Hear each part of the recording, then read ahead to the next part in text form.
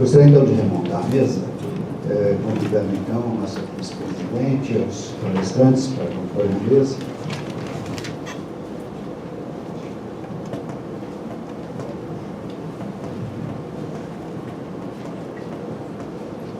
Então, estão abertas as inscrições para o debate. Primeiro, eu gostaria de pedir desculpas aos palestrantes por esse problema que tivemos com a resolução das suas apresentações, e dizer de quanto me impressionou o fato, primeiro, dos senhores terem se mantido rigorosamente dentro do prazo que lhes foi concedido de 30 minutos cada um. Todos observaram rigorosamente esse preceito, então muito obrigado também por isso, porque o nosso conselho tem um prazo para se reunir, né? E eu faço sempre muita questão de que esse prazo, esse limite seja observado. Então, os senhores acabaram contribuindo grandemente para que isso acontecesse. Muito obrigado. E então, abertos os debates, eu gostaria de saber se alguém, acho que a doutora Andréa, mais alguém, se doutor Paulo,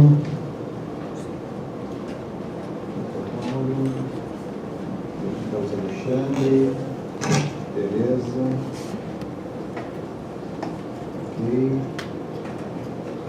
Temos ainda espaço para quem mais tiver interesse em formular questões. Por favor, doutora Andréa.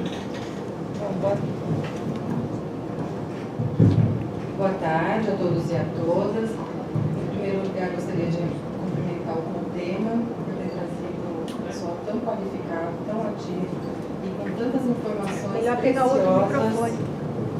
Isso aí é meio privado. Falo de novo. Boa tarde a todos e a todas. Andréa, da Secretaria do Verde. Em primeiro momento, eu gostaria de cumprimentar o CONDEMA pela organização aqui do início dessa reunião ordinária de um debate tão importante, tão profícuo e tão necessário no sentido de pensar na qualidade do ar das cidades, né? Isso é fantástico, é super importante. E eu gostaria de colocar uma indagação, principalmente para o pessoal da CPFL e do CPTD. Em nível nacional, está tendo um debate no CONAMA sobre as normas de padrão de qualidade do ar. A 390, a resolução 390, e também agora na rebarba da resolução 390, a do PROCONV. É um debate extremamente importante, porque envolve o controle das fontes móveis, né, no qual o secretário Barreiro está super preocupado, colocando toda a política urbana de transporte da cidade, pensando na minimização da emissão de gases de efeito estufa, entre outros que ele citou, e a do PROCONV principalmente. Eu gostaria de informar, né, esse debate, os senhores não sabiam, que vi que citaram os projetos de lei, né, no sentido de isenção tributária, de fomento, de incentivo aos carros elétricos, e como que essa parte, né, essa parte da prestação de serviços e do centro de pesquisa está se mobilizando para entrar na linha de pressionar, porque o debate no CONAMA, já afirmo, porque o município de Campinas participa através da ANAMA, é ferrenho, né? A luta entre o setor produtivo e quem está preocupado com a qualidade de vida do ar das cidades é bem pontuada e bem intensa. Então, eu gostaria de saber o que os senhores pensam disso, como que os setores dos senhores estão trabalhando nesse sentido. Obrigada. Quer responder? Próximo, então? Não, já vamos respondendo, faz um parte. Vamos respondendo uma por uma. Obrigado, doutora Andréa. Bom, do ponto de vista da CPFL, a gente, como grupo, a gente decidiu por fazer esse projeto, e os resultados que saem desse projeto, o que a gente faz é fazer uma disseminação interna dentro da CPFL, para que todos os agentes que participam, a gente tem lá a nossa área de relações institucionais, a área de relacionamento com o poder público, a área de sustentabilidade também, que tenham essas informações, essa visão econômica, para que possam efetivamente participar dessas discussões. Mas numa visão mais geral, eu vejo toda essa discussão sempre como aliados, né? Acho que os benefícios que estão sendo colocados pela tecnologia, e aí a importância da gente ter feito um projeto e efetivamente testar essa tecnologia na prática, eles são inegáveis. E aí, acho que até na apresentação do Barreiro citou vários dos elementos. Tem um benefício para a saúde em vários aspectos, a questão da poluição sonora, a questão da poluição do ar, você tem toda uma questão de redução de doenças, e todos esses elementos, eles só reforçam a necessidade dessa tecnologia. O Vitor te comentou também durante a apresentação dele, de que faz diferença sim, que um impacto ambiental que você tem, se ele é gerado dentro da cidade, o impacto dele para a população é muito direto e imediato. Se ele é aí descentralizado, acho que esse é um elemento também, quando você tem vários carros fazendo emissão de gases nocivos, é muito difícil você controlar e regulamentar isso. Se você troca isso por uma geração centralizada, ainda que ela seja térmica, que nem é o caso do Brasil, mas você tem muito mais condição de ali mitigar aqueles impactos, e mesmo que esses gases sejam emitidos, eles estão muito distantes da população e afetam muito menos a sociedade. Então, às vezes a gente vê na mídia, que na minha visão pessoal, é bomba de fumaça, você dizendo, mas não está emitindo aí, mas está emitindo em outro lugar. Para mim, você está tentando dizer que são duas coisas iguais, mas que não são. São consideravelmente diferentes, são elementos que têm que ser levados em consideração. O fato do veículo elétrico ter emissão zero na cidade é um super benefício para o município, e isso tem que ser levado sempre em consideração. Qualquer coisa diferente disso, na minha visão, acho que a pessoa está tentando ter uma pauta própria, enfim, está buscando levar o debate para uma outra direção. E aí é importante que a gente tenha os resultados do projeto, divulgue isso internamente para que os agentes da CPFL que tenham interlocução nesses ambientes que foram citados, nesses fóruns que foram citados, que eles possam trazer esses elementos. Bom, ponto de vista do PQD, a própria CPFL, a gente participa de muitos comitês de estudos, muito mais técnicos relacionados à mobilidade elétrica. A BNT para a elaboração de normas, de padrões, da bateria, questão de segurança, a própria SAI, que é a Sociedade dos Engenheiros Automotivos também, essa questão de mobilidade elétrica. Em relação ao CONAMA, nós atualmente não estamos atuando. Só que a gente viu que não só o veículo, todas as novas tecnologias, todos eles, tem que ter uma integração mesmo de diferentes disciplinas aí. E eu acho que dá para contribuir muito. O que a gente viu ali é que todos os palestrantes que mencionaram, que são de saúde pública, meio ambiente, que são as metas que o setor de transporte está buscando. Eu acho que a gente pode ainda contribuir mais até nessas novas normas, e pelo que eu li até, o que a gente usa de níveis de emissão, tanto sonoro quanto ambiental no CONAMA, está um pouco abaixo, está um pouco acima, na verdade, do que o mundo trabalha, né? Então, a mobilidade elétrica pode ter a ver para a gente conseguir reduzir ainda mais esses limites, para a gente poder atender cada vez melhor. Tá? Mas, seriamente, nessa parte do CONAMA, a gente não está ainda, essa poluição no ar, não é nem, a gente tem a área de sustentabilidade, tem área que trabalha com isso, só que não é até o momento não foi o nosso foco principal, mas a gente pode contribuir de como precisarem para isso.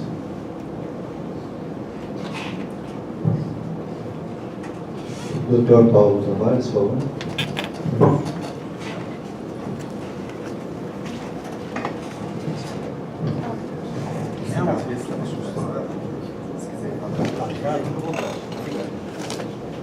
Boa tarde, né, a todos os presentes, e quero primeiro dizer que eu fui engenheiro da CPFL, agora estou aposentado, juntamente com o nosso colega Barreiro, né? Agora, eu gostei muito da apresentação. É a primeira vez que eu vejo uma apresentação tão bem feita dos vários fatores que nós precisamos ter para desenvolver o carro elétrico. Parabéns a vocês aí. E deve ser divulgado isso aí na cidade de Campinas e do estado, para que o pessoal saiba o quanto que estamos na pesquisa para desenvolvimento disso aí. Agora, eu gostaria de saber a projeção para o Brasil desses carros elétricos, dessa atuação da Companhia de Energia Elétrica. O que vai ser? Tem já firmas que estão construindo? Quais são importadas, estão nacionalizadas? Como é que está a situação a longo prazo, né? Para que o povo nós, do povo, possamos saber que podemos comprar um carro elétrico. E quando, né? E outra coisa, eu queria saber a tarifa. Eu vou carregar meu carro na residência. A tarifa é residencial ou vai ter uma outra tarifa suplementar? Como sempre no Brasil, sempre tem uma tarifa suplementar. Então eu gostaria de ter essa resposta e cumprimentar novamente o pessoal. Obrigado. Obrigado. Bom, obrigado. Acho que a pergunta da tarifa é para mim. Vamos lá, primeiro em relação à tarifa. Com a regulamentação da ANEEL, a ANEEL, qual foi a regulamentação que foi feita? O agente, o consumidor de energia elétrica, ele sempre vai ser o estabelecimento. Então, na sua residência, por exemplo, na residência da pessoa que for, do shopping, o estacionamento, o supermercado, esse agente, esse estabelecimento, ele continua comprando energia da rede ao preço que ele já paga hoje. Essa é a regulamentação diz. O que você pode, então, se eu parar uma recarga residencial, sim, vai ser a mesma tarifa que eu já pago hoje, é a tarifa que eu vou utilizar para o meu veículo. Salvo alguma visão de futuro, como foi citado, você poderia ter um desconto na tarifa para acelerar, enfim, mas hoje a gente não tem. Hoje o valor da tarifa é o valor que é utilizado para eu esquentar a água do meu banho e também para eu carregar o meu veículo elétrico. O que pode acontecer é, ao fazer uma recarga num agente público, então se eu vou no supermercado fazer a recarga do meu veículo, o supermercado pode cobrar aí da forma como ele achar melhor. Pode dar energia de graça, no intuito de atrair mais clientes, pode cobrar por hora, pode cobrar por quilowatt-hora, enfim. Esse modelo de recarga, de cobrança, o estabelecimento tem essa liberdade de dizer, mas o estabelecimento continua pagando a mesma energia, o preço da energia elétrica que ele já pagava para qualquer outra fim. Então esse é em relação à tarifa. Em relação aos agentes, a visão de mercado, nossa projeção, ela diz hoje, eu mostrei, ele estava bem pequeno, até peço desculpa os números, não tem a ver com o projetor, o meu material estava realmente pequeno o número, mas a gente vê a frota de veículos variando de 2 a 6 milhões até 2030, isso dá de quase 3 a 8% da frota total lá em 2030. Mas hoje, quando a gente for olhar, a gente tem a BYD muito presente, principalmente para veículos pesados, até aqui na cidade de Campinas, que sai na frente nesse aspecto. Dos demais, veículos importados.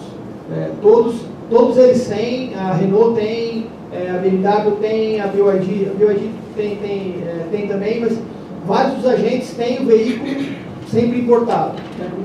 Uma transição que está acontecendo é para os veículos híbridos, já não é raro, é comum até de ver, por exemplo, o Toyota Prius, que é o híbrido, que roda bastante, vira e mexe, a gente vê ele rodando por aí. Mas hoje a indústria ela ainda é bastante internacional, portanto, os veículos importados. A nossa expectativa na CPFL é que, com a regulamentação que aconteceu, com a discussão do Rota 2030, isso reduz a incerteza e os agentes começam a trazer para o Brasil ações mais claras de nacionalização da cadeia. Complementando um pouco, Paulo, é o seguinte, no que diz respeito ao sistema de transporte público, essa discussão vem sendo feita já há algum tempo. Em Campinas saiu na frente dessa conversa, criando primeiramente um incentivo para que essa indústria, que é uma indústria a gente fala uma fábrica de veículos elétricos, ou uma fábrica de ônibus elétricos, não é bem isso. Ela é uma montadora como todas as outras são. A Volkswagen também não é uma fábrica de veículos, assim como não é a Ford, como não é a Fiat, como é nenhuma das outras que tem no Brasil. Outras são montadoras. Montadoras, pela própria expressão que a palavra diz, é aquela que monta um equipamento. Então, no caso dos veículos elétricos, o grande problema é a bateria. Os demais componentes, todos já são nacionalizados 100%. No caso dos ônibus, nós, aqui em Campinas, nós temos ajudado a implantação dessa indústria de ônibus elétricos no município, ajudando, não só com incentivos, como com a nossa conhecimento, influência, assim por diante, para criar um modelo que essa empresa possa se dar bem aqui no Brasil. Por quê? Porque é uma coisa importante para o país.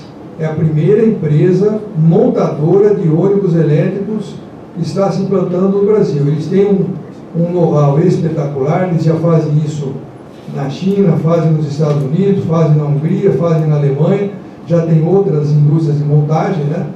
Então eles agora estão começando no Brasil e aqui em Campinas. E o incentivo para que eles realmente estabeleçam é ter comprador. Eu vou fazer uma fábrica para produzir alguma coisa, eu não tenho quem vai comprar o meu produto, ninguém vai fazer isso. Então, nós no município também estamos dando esse incentivo ao criar essa rede que eu expliquei aqui.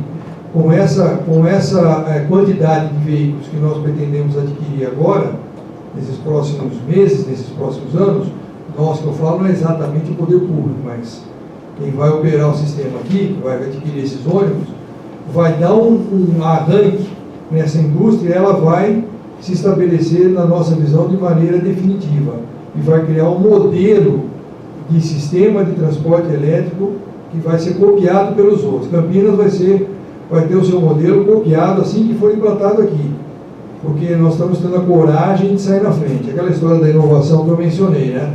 Quando você tem a coragem de inovar, você tem que saber que poderá cometer alguns erros, porque quem sai na frente não tem o que copiar. Então você tem que criar um modelo, arriscar, acreditar naquilo e fazer acontecer. E cometer alguns erros, que é absolutamente natural. Quem vem atrás vai evitar aqueles erros que vai aprender com você. E assim o modelo vai se expandir. Então Campinas está saindo na frente. Nós nos orgulhamos disso, é uma marca desta administração, a gente tem o maior orgulho desse trabalho que está sendo feito. E com isso nós esperamos que as coisas a nível de país comecem a mudar. Porque nós somos uma cidade extremamente importante, uma cidade grande. Eu até queria usar como exemplo que o nosso prefeito ele é o atual presidente de uma entidade que se chama Frente Nacional de Prefeitos. Essa entidade ela congrega os municípios brasileiros acima de 200 mil habitantes. Eram 500 mil habitantes, agora são 200. Então são os principais municípios brasileiros, são os maiores, né? Esse conjunto representa cerca de 95% do PIB brasileiro, sem nenhum demérito para os municípios menores, mas são esses municípios que fazem as coisas acontecerem no Brasil, evidentemente, que são os maiores. Então, através desta Frente Nacional de Prefeitos e com esse arranque que nós estamos dando aqui, nós temos aproveitado esse viés político aí que o prefeito está fazendo para fazer várias coisas. Por exemplo, nós temos alguns estudos que estamos fazendo em conjunto não só com a BYD, como com a Toyota e com a BMW, que são empresas multinacionais que querem também implementar os seus modelos de mobilidade elétrica aqui no Brasil. Então nós temos feito isso. Nós temos um convênio aqui, assinado aqui na INDEC, com uma entidade que se chama SAE. SAE é uma entidade de engenheiros da indústria automotiva. Quem mexe com a indústria automotiva conhece essa entidade muito bem, porque é uma entidade de mais de 100 anos de existência e congrega os principais indústrias, os seus engenheiros, que é uma entidade privada que tem essa composição. Nós temos um convênio com eles e eles estão vindo aqui nos ajudar em várias coisas. Nós estamos analisando a recomposição de acidentes, para reduzir a quantidade de acidentes, que aliás é um outro índice que a gente se orgulha muito. Campinas é a cidade grande que tem o melhor índice de acidentes com vítimas no Brasil. Nós somos também isso.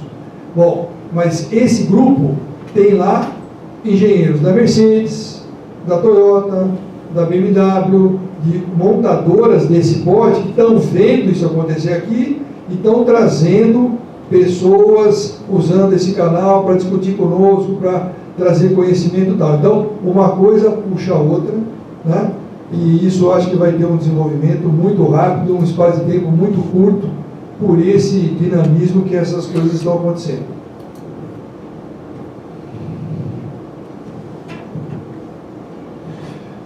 Bem, palavra para o Carlos Alexandre.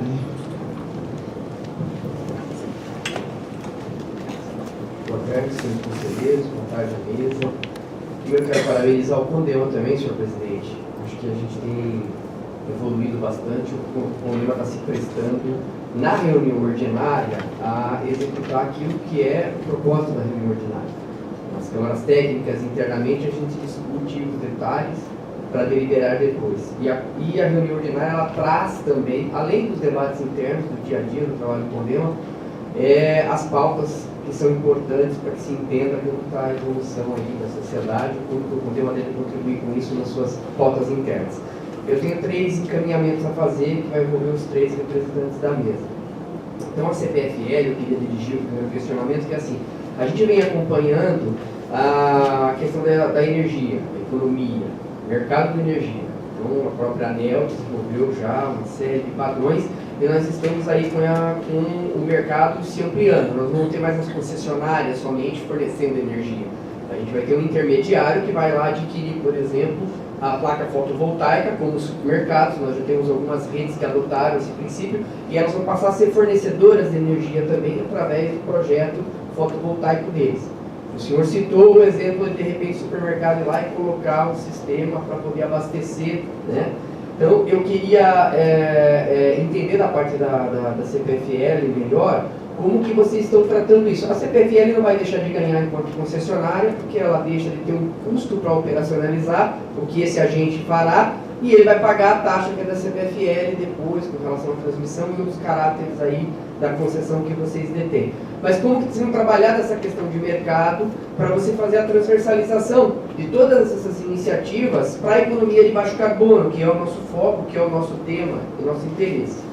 Já levo a pergunta para o colega do CPQD, e trazendo daí também a questão das secretarias de urbanismo, planejamento e meio ambiente, um debate que é muito caro para o Conlema, que é o licenciamento ambiental. Nós temos os condomínios de uma forma geral. Eu mesmo tive a oportunidade de prever no projeto de em que eu estava coordenando toda a gestão de sustentabilidade dele. Em cada área do terreno já existiu ponto para o sistema de abastecimento. Tecnicamente, fica a pergunta para a CPFL junto aí, tecnicamente a gente tinha um problema, que é o sistema de infraestrutura e a capacidade de voltagem que é diferenciada para as baterias e como que a rede está adaptada para isso, que deve ser um enfrentamento que o secretário coordena junto desses grupos hoje para poder atender a área branca e tudo mais, certo? Então, assim, no licenciamento ambiental, fica aqui, a doutora Andréia antecipou bem as questões do CONAMA, que eu ia citar, mas que bom, que a senhora está lá, né, então já trouxe. Mas fica aqui para a Secretaria do Verde, para a Secretaria de Planejamento e Urbanismo, e não obstante também a sua secretaria, porque as vias públicas acabam passando pela deliberação de vocês lá na autorização dos projetos, que a gente possa já começar a pensar nisso. As contrapartidas dos empreendimentos imobiliários, elas poderiam já ter a previsão de fazer isso. Nós temos isso hoje, se a CPFL confirma, a gente tem isso hoje com a questão dos postes, com o sistema também fotovoltaico. Se a pessoa dá no entorno do empreendimento, ela vai doar isso para o poder público, mas ela dá a infraestrutura necessária na contrapartida, e isso vai, até uma exigência aí da gente ter 20% ou 30%, eu acho que da energia elétrica do município, a iluminação, ser de ordem de aproveitamento solar, né? Isso é lei federativa. E secretário, aí eu gostaria que vocês me informassem a respeito de como trabalhar essa articulação e subsidiar também o poder público para a gente poder conseguir no Conselho e junto ao poder público traçar um formato da gente conversar com o setor. Também sou diretor, sou vice-presidente de sustentabilidade da Amicamp, que é o setor da habitação, é interesse dos empresários de entender, e se é para a gente pôr dinheiro no mercado, nos empreendimentos e para a cidade, a gente quer fazê-lo de maneira a ser vantagem também, porque daí a gente vai ter uma economia de baixo carbono, melhor economia energética e por aí vai. E secretário, eu gostaria de chamar a atenção para o seguinte, lá naquela área branca, é muito importante o seguinte, o senhor falou em números, né? Campinas é protagonista em várias iniciativas de questões ambientais, em detrimento de todos os hiatos que uma cidade desse tamanho tem, e nenhum gestor público vai conseguir solucionar tudo 100%. Sempre a gente vai ter coisas para serem resolvidas. Mas a CETESB hoje ela tem os pontos de monitoramento de qualidade do ar. A gente tem um problema sério na nossa região, porque Campinas acaba pegando a poluição altíssima de Paulínia, além da nossa, que produz também os veículos, mas de Paulínia por causa do parque petroquímico, e aí você não controla a poluição de acordo com a rosa dos ventos. Eu tenho um período de vento de um período, de uma situação, de outra, e aí às vezes você está monitorando aqui uma poluição que nem é do local. Então assim, é importante verificar com a CETESB se existe um ponto de monitoramento deles, com aquele sistema que eles têm, Se não houver, para que haja maior eficiência no dado que vocês vão coletar na área branca, fica a sugestão para que se trate isso, né? E possa ter um ou mais pontos dentro daquele raio que sejam necessários e suficientes para o senhor ter fidedignidade na informação, porque senão o senhor vai ficar com informação que talvez ela não seja eficiente e não vai traduzir, na verdade, até a realidade do benefício que o projeto está trazendo. De uma forma geral é isso, eu agradeço e parabéns aos senhores.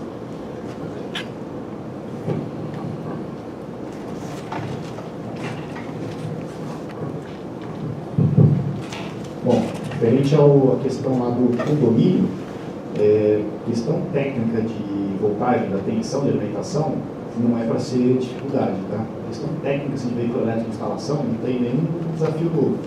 Para novos ainda, é até melhor, acho que é.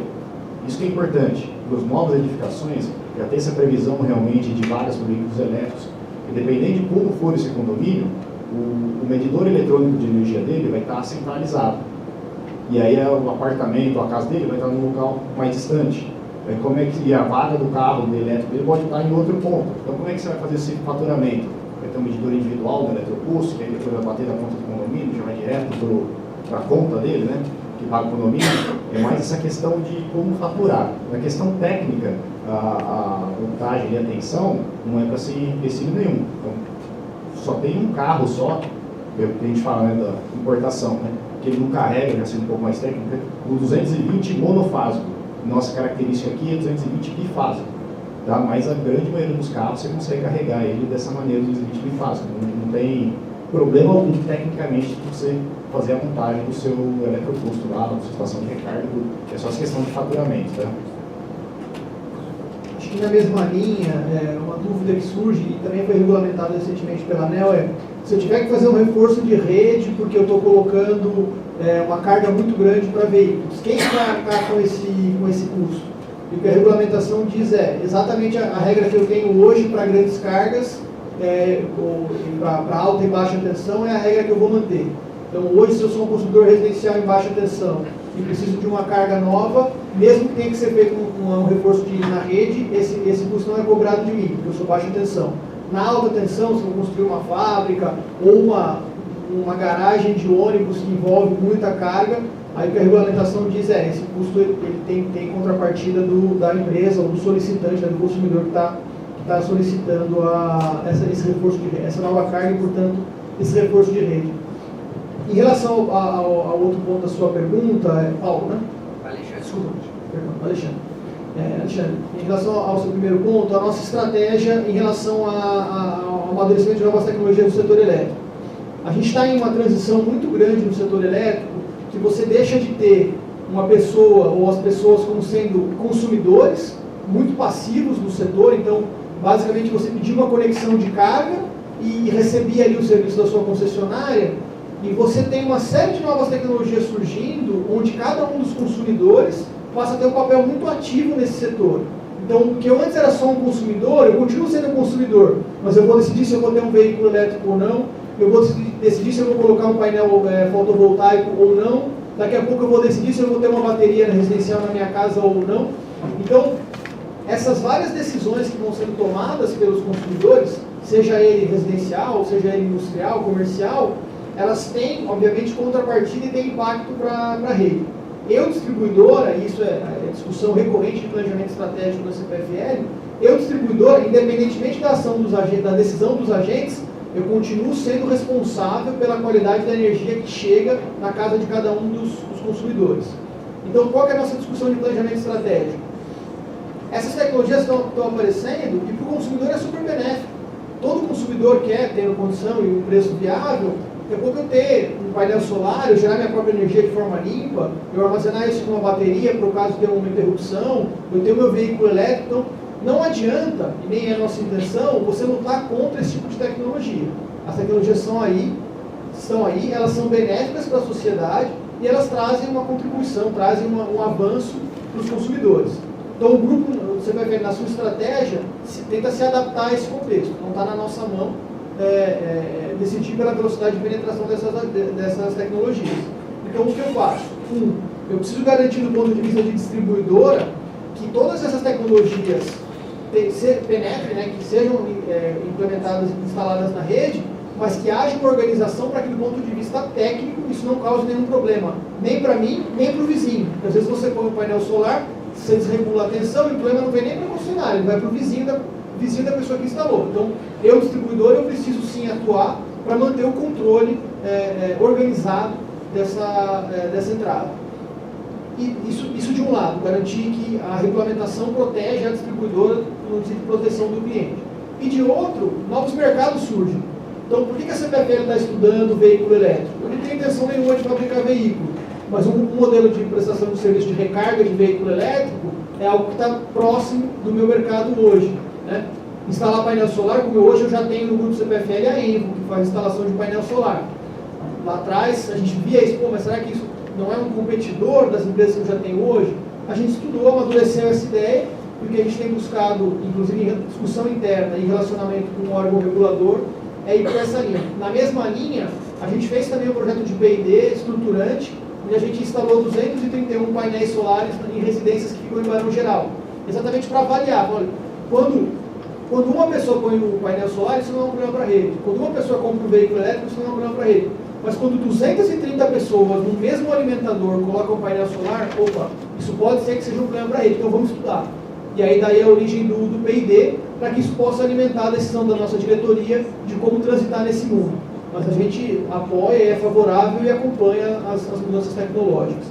Em relação à iluminação pública, eu não tenho certeza se eu entendi o ponto, mas a iluminação pública, na nossa visão, ela faz parte da nossa rede, né? Ela hoje, a concessão, ela foi para o poder público, que é responsável por tomar conta, mas ela tem sim bastante impacto na nossa rede. E tudo que a gente puder fazer com tecnologia de monitoramento dessa iluminação pública, dado que ela é extremamente pulverizada ao longo da cidade, é uma forma muito interessante de você contribuir para uma cidade conectada, visão de IoT, internet das coisas, etc. Então, a gente tenta estar próximo e acompanhar, no entendimento de que é um mercado muito correlato, que está hoje na mão das prefeituras, mas ele é muito correlato e ele pode ter bastante sinergia com a forma pela qual a gente trabalha.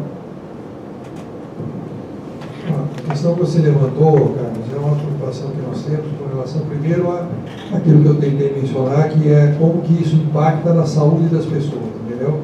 E é um desafio muito grande porque não existe uma bibliografia a respeito disso, tem muita gente investigando e tal, mas essa correlação do benefício da qualidade do ar, por redução do índice de poluição, qualquer que seja, e a melhoria que provoca na saúde humana é um mistério ainda a ser desvendado. Tem muita gente estudando isso, nós estamos acompanhando isso com toda a atenção, porque nos interessa fazer essa relação para mostrar para a sociedade o quanto é importante bancar a implantação de uma tecnologia como essa, porque ela está melhorando efetivamente a sua qualidade de vida e mostrar com números, né? Porque do ponto de vista intuitivo é meio óbvio, você tem alguns exemplos até aqui dessa cidade que eu conhecia aí, mas agora, saindo do lado intuitivo, do lado prático, né? Eu, como sou engenheiro, eu gosto de números. Então, quanto que é efetivamente o benefício real disso? Quanto custa a menos? Né? Quanto que a população vai economizar? Quanto que a sociedade vai economizar? Quantos anos de vida eu vou ganhar mais se eu tiver um benefício como esse? É isso que nós queremos saber. E aí, as medições das emissões da atmosfera é uma coisa extremamente importante.